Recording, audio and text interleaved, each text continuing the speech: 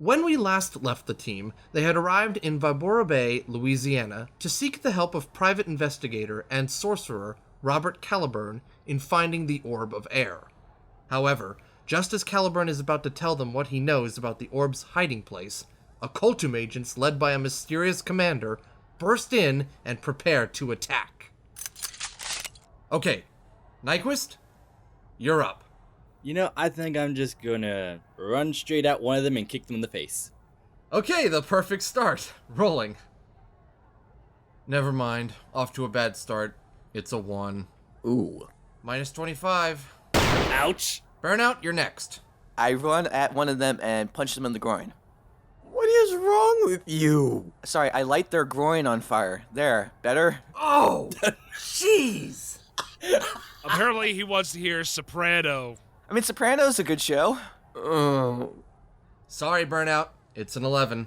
You missed the guy, and he kicks you in the groin. Oh! God, that hurt!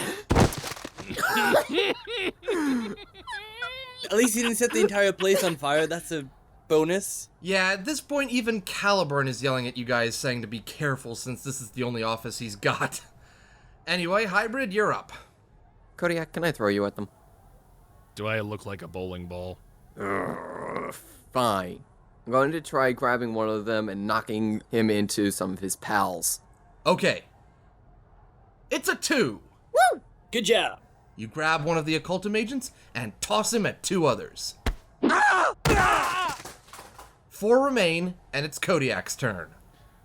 Let's see, considering the size of the room, if I do a commanding roar, I could at least blast them back through the door. Rolling. It's a 4. The commanding roar is successful as you blast the remaining 4 Occultum agents back out the door and through the walls.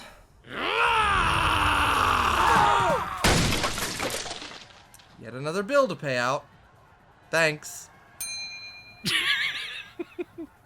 Just then, however, 9 more Occultum agents come bursting through the windows of the office. Back to Nyquist. I'm probably going to aim to the windows closest to me, and I'm just going to shoot a blast of sound wave to sort of like push them back out the window. Okay, let's see if that works. Oh, it's a 20! I broke the window. Buddy, you didn't just break the window, you broke the entire wall. There's nothing left. I'm just collecting these bills now. At least a quarter of the building has to be gone by now. I think you took out a wall support in the process. Screw trying to save money, let's just, wreck the entire place. You know, at Mardi Gras, you'd expect this to happen in a bar. Anyway, that takes out 3 Occultum agents. 6 remain. Burnout, what are you gonna do? I'm gonna set the place on fire. Oh dear. Okay, sure. Why not? The building's falling apart because of you guys. Let's go for it. I'll roll. And to reassure you guys, even if this works, you'll be able to get Caliburn out safely along with yourselves. I just have one question. Have you been hanging out with Psycho Trigger at all? Who? Oh, don't let them meet. Uh-oh. It's a 3. Your attempt to light the building on fire was interrupted by one of the Occultum agents firing at you. A bullet hits you, so minus 25, and you set Caliburn's desk on fire.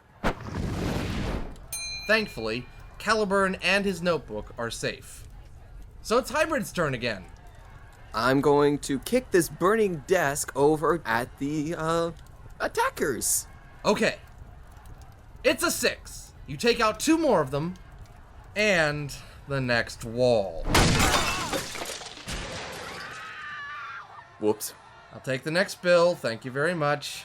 Taxpayer dollars at work. Kodiak's turn, and there are 4 left. I think I'll just strong arm and do kind of a sweeping motion and just have them knock into each other and pretty much make a human figure on the other wall. Alright. It's a 14. You take out the last 4 guards, and do it without taking out another wall. With the Occultum agents dispatched and the building still standing, thank God, it looks like everything will be okay as Caliburn dusts himself off. When suddenly, the final wall is broken down by the arrival of Janos Corrigan. You! We don't have to pay for that. Corrigan quickly grabs Caliburn by the throat. Mr. Caliburn, an absolute pleasure to finally meet you. You could use a couple of mints, but I digress. I was wondering if you wouldn't mind sharing what you know about the Orb of Air. Caliburn remains silent, even with Corrigan letting up on the choke a bit. Going to play the hard way, I see. Well, that's all right.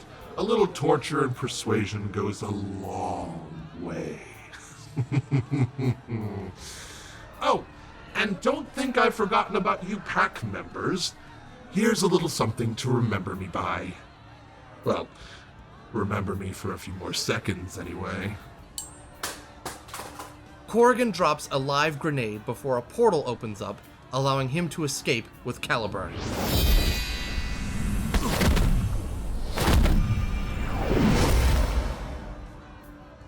So does this mean that we just failed the mission?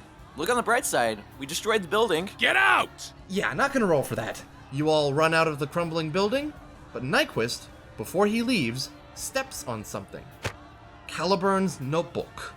Pick that up and keep running. With the notebook, you all make it out of the building before it explodes and crumbles on top of you. Good news is that no one else was in the building. All other offices in the building were closed for the festivities, and it was a small enough building that it didn't do much damage to the surrounding area. Regardless of that, however, the police and paramedics are called to make sure everyone is alright. As they arrive to get control of the scene, Nyquist shows you all and opens up Caliburn's notebook. Is there any crude drawings in it, or? You don't find any crude drawings, but you do find the notes that Caliburn took concerning Dr. Ka and the Orb of Air. Oh, thank God.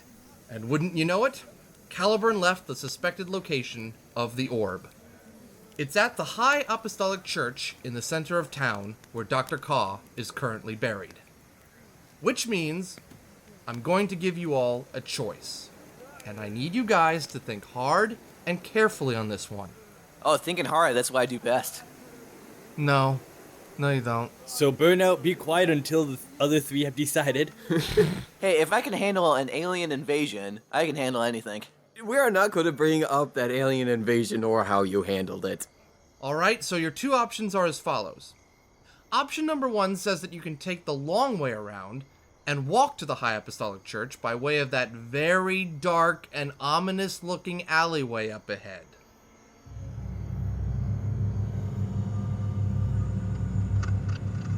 Or, option number 2, you can ask for a ride there because homeless Uncle Dunk just pulled up in his party bus. He waves to you and asks if he can give you a lift somewhere. I don't trust him. Walk, let's walk. He is a very close friend. I trust him with more than my life. Okay, so we have to take a vote. Nyquist? My loyalties are with homeless Uncle Dunk. Burnout? Dark alleyway, please. Hybrid?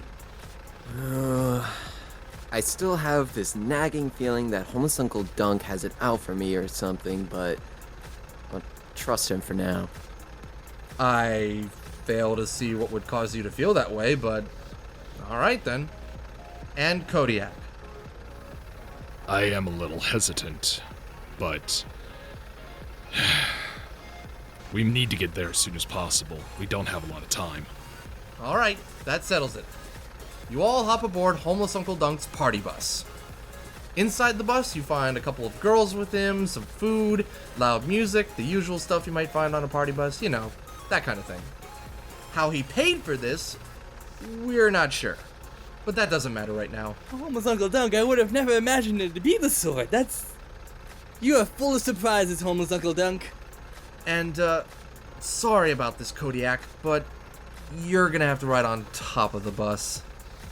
Not enough room inside. Well, I hope he doesn't mind claw damage. As Kodiak climbs on top of the party bus, homeless Uncle Dunk asks you where you guys need to go. Yeah, we have the directions in the book. We're going to this location. Homeless Uncle Dunk turns to the driver and tells him to head for the High Apostolic Church. He then asks if you guys need to get there quickly. Yes. Preferably. Nah, not really. We can wait. Homeless Uncle Dunk tells Burnout to shut up and then turns back to the driver and tells him to step on it. And boy, does that driver step on it. As you guys take off, however, the man with the hat, staying in the shadows, who watched you enter Caliburn's office, curses under his breath as he tries to flag down a taxi. Meantime, you arrive at the High Apostolic Church in record time. The driver hits the brakes hard, and Kodiak goes flying into a nearby gardener's shed. See, that wasn't that bad. Kodiak, you okay there? I'm fine. And we got to the appetizer church quickly. Apostolic, not appetizer. Okay, so homeless Uncle Dunk says that he'll keep the motor running in case you guys need to make a quick departure for some other location. Excellent, thank you. So you all head up the small hill towards the entrance of the High Apostolic Church. The church itself is quite the piece of architecture, inspired by the many European Gothic churches like Notre Dame. You can definitely see why this is the talk of the town. And we are just going to abuse it, aren't we? Well, I would certainly hope not. You guys are supposed to protect things like this. And speaking of protecting the church, there is currently one problem with it. The color? No. Standing at the front entrance of the church is a man. A man who Burnout should recognize, but at this point I'm not holding my breath. The man, who appears dressed like that of a stereotypical hipster, is carrying a bag and standing there with his arms crossed, looking defiantly at all of you. This is the Mind Blogger, the arch enemy of Burnout. Well, hello, Burnout. Okay, don't look at him. Don't look at him. With that guy? I said don't look at him. Don't look at him. Why not? His outfit's awful, but He's looking at us. should we wave? Excuse me. I'm making a threat against your lives here. I'd really appreciate it if you show me a bit more respect, Burnout. Pretty scrawny little human, aren't you? Huh, I may be scrawny, but at least I'm not some smelly old bear man. You should all soon see that I'm quite a formidable opponent. I mean, how else was I able to be counted among the ranks of the Occultum?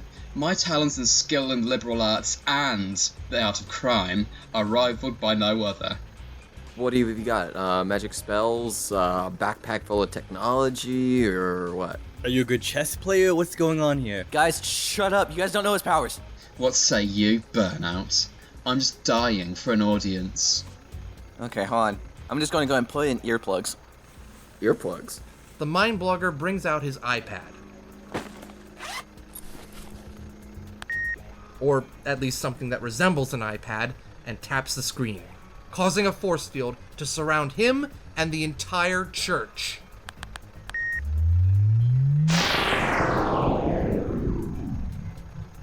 There's no way you're getting in now, unless you find a way to disable that force field.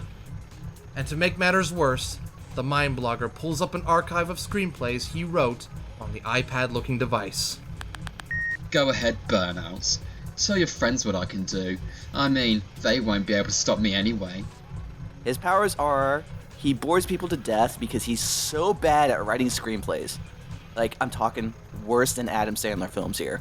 So if he reads them, or if he reads them out loud, or if you read them, you fall asleep. That's pretty much it. But he has so many screenplays. Oh my god. Thus the earplugs. See, I came prepared. And I'm assuming he has a fair bit of technology as well. Considering you guys know he's allied with the Occultum, and given that force field... Yeah. Now prepare yourselves to listen to the greatest stories ever crafted in the history of literature.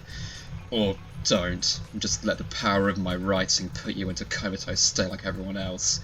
Either way, you're all about to take the big sleep.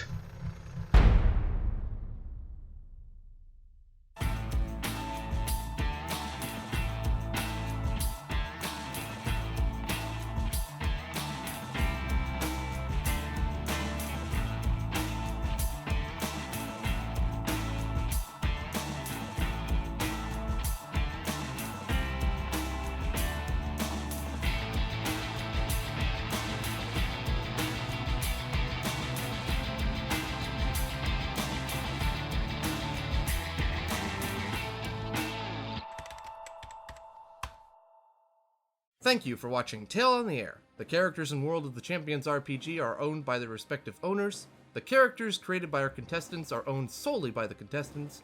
The Fox and the Fedora, Tale on the Air, Director Fox, and all characters connected with that character are all owned by Sean Basinger and Z Media Productions.